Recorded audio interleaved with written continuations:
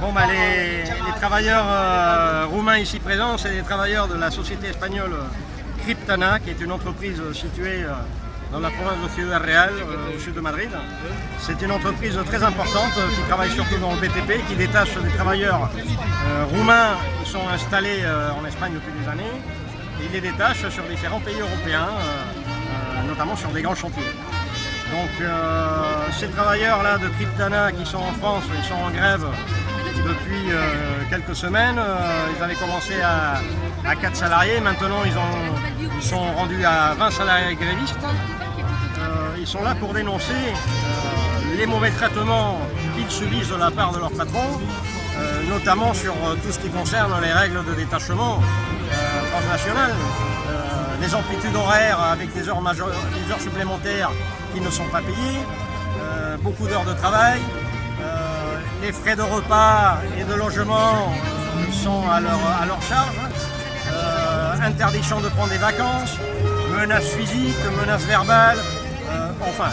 Et aussi, il a été vérifié par l'inspecteur du travail qu'il y a des situations de travail illégales.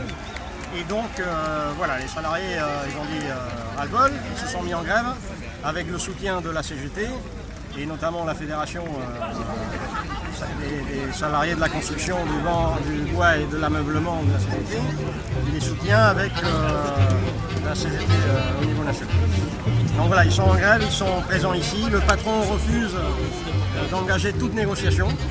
Il leur a dit clairement hier, après de nombreuses pressions au téléphone depuis Madrid, leur disant qu'il était hors de question de négocier avec la présence de la CGT. Donc on voit bien à qui nous avons affaire, un patron bandit, un vrai véritable banditisme patronal, d'autant plus que cette famille qui dirige cette entreprise qui s'appelle la famille Martínez Gómez est une famille très connue dans la région de Ciudad Real, parce que c'est une famille très aisée, dont les enfants ont suivi des études à l'université privée de Madrid, l'université Alphonse X, qui est un véritable nid de fascistes et de militants du Parti populaire espagnol. Donc on voit bien l'état d'esprit de ces gens-là qui refusent de négocier, de venir à la table de négociation, et qui depuis des années volent les travailleurs.